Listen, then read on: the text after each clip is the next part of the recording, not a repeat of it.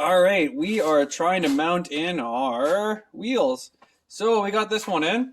Massive amount of poke, but I knew that, and maybe you knew it too. One issue we ran into is that these run a 5/8 stud. The wheels are drilled for it. Now, you'll read online, people will put these on and they'll run their standard 12 mil, maybe a newer vehicle, 14 mil, because I think GMs are all 14 mil by 1.25. Most of your domestic or import cars, they're going to be like a 12 mil. This was the Mustang rear end, so it's half-inch on the back, RX-8 front end, 12 mil on the front. I think fine thread on that, and half-inch fine on that. Anywho, that's not important, but people will run those smaller studs, and what happens is that these Acorn kind of, or sorry, not Acorn, but these taper bevels, I think they're just done by a dude after they press these holes out, and he just kind of like bevels them out. So if you're not 100% straight and you use a undersized stud, let's see, actually I can get a stud here, and I'll hold it in, if you can see. Yeah. So if we hold the stud in there and it's not on perfectly, it'll pull and bend the stud to fit the wheel. And people have had issues with studs bending. I haven't read much on studs breaking, but if it's bending, it'll eventually break, and it puts a lot of load. So you got to drill them out 5/8. All right, so we'll just hammer these out.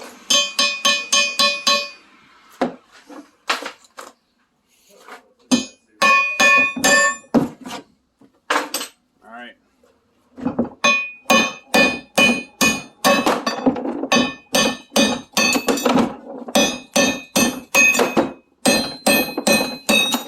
There's no science to that part. Just fucking smash them with a hammer. Keep stepping up in hammers till you get the right size. And now let's go to the painful, annoying part. Alright, so now that we got our axles, studs knocked out, and the axle out, tried to do one with it on the car. Not really recommended. If you read on how to do this online, everyone's going to say bring it to a fucking machine shop.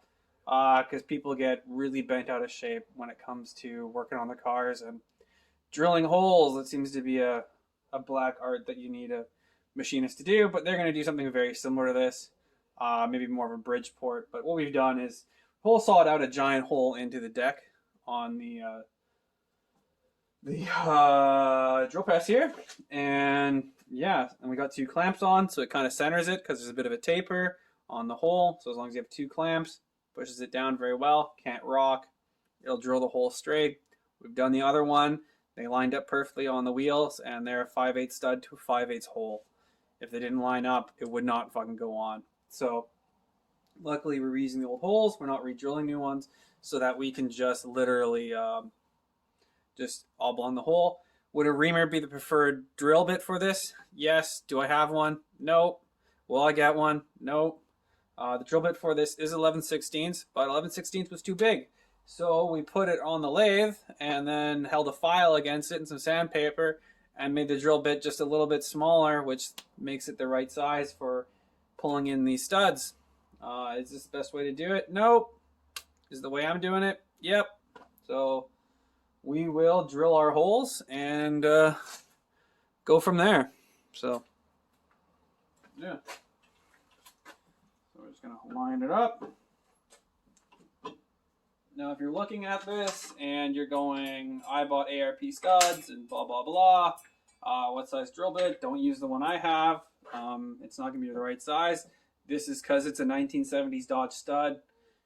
It's not going to use the generic 43/64 stud size that you're seeing on Speedway motors that they sell. Summit sells things very similar to that. Don't get that. Or don't get that drill bit and expect for it to be the right size.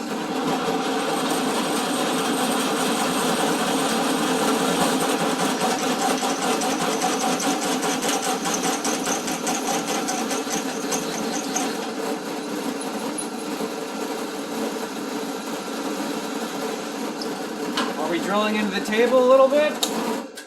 Yes. Yes, we are drilling in. Alright, so now that we got our axles drilled, took a angle grinder and have into the back sides. More into focus here. Yeah, it's a little better. And that's mainly because when you drill through, you get a little bit of shit. Not push through, a little bit of burrs.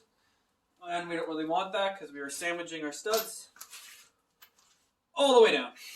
So what we're going to do, put a little bit of Never Seas on here, just so when it mashes down, it's got a little bit of lube.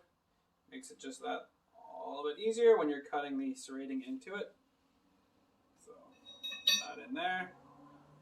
Actually, before we do it, we'll put a little bit on the threads too.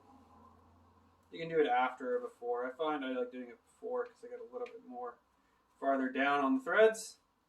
This is to kind of let the impact not gull the threads completely. We've got some stacked washers, so a little bit of Never Seas on those just to kind of let them spin a little bit better.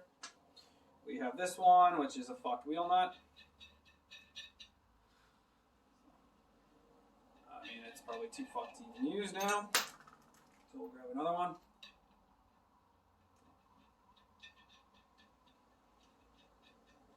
Probably just get away with 5/8 nuts for doing this, which is probably something I should do, but I haven't. So I want to go that way anyways. Don't want to jam the cone onto it. And then yeah, we're going to grab our 1-inch impact sockets, which is on here. This is something I don't actually have here. I have my toolbox at work, but it's not something I usually would ever use here. I'm going to make sure we're on our highest power setting. Just 3 on this one. And then we're just going to go to town.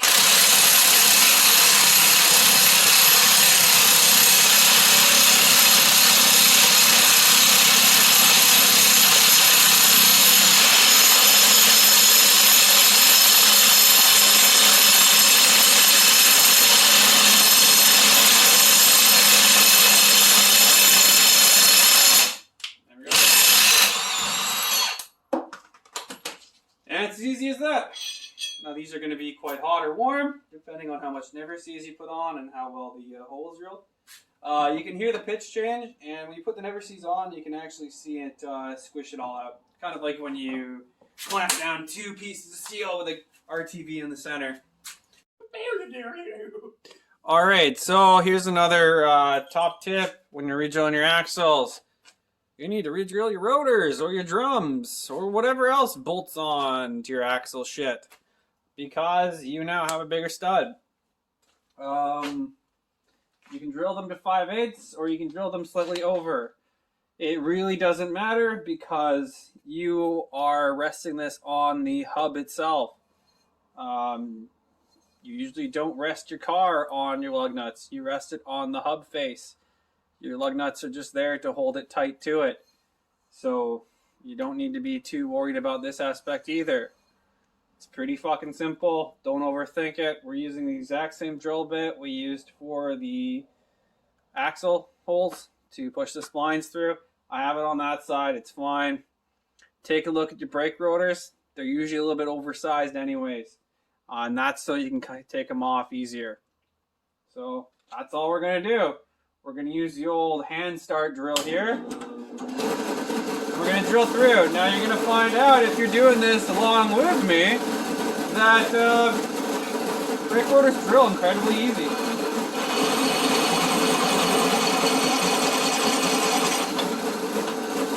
Okay, so now that we have our 5/8 studs installed, we have our brake rotors drilled out to accept the 5/8 studs, we have our wheel nuts on. Now something you really got to be careful about when you're running these Bart wheels, or maybe other like arrows and stuff like that, is that this flange end, like on here, kind of has a little bit of a taper to it. And with a 5/8 stud and a 1-inch socket, you can really slam these in. And you're not supposed to. You're supposed to go to the factory torque. And if you do that, now granted I've cut the fenders off for another video, they will run true. But if you look online, there's a bunch of videos of these going like that because some yahoo with the impact has just absolutely fucking annihilated it on. Like they're putting on, you know, semi-truck wheels and they kick out. and they start to walk because this is a steel stamped wheel. Take it for what it's worth. If you don't like doing that and it makes you feel uneasy, then don't buy these. Buy something else. We're in this boat because we're cheap cunts and we want a big dish wheel. Maybe you're in the same boat as me. Maybe not. I don't know. But yeah, now we're finished. We have our 5/8 studs on. The wheel spins true. We're all good. So yeah, not a big deal. Internet seems to say you have to go to a machine shop, but you don't. You can do this at your home. As long as you have a drill press, a lot of time, patience, no big deal. All right, smell you guys later.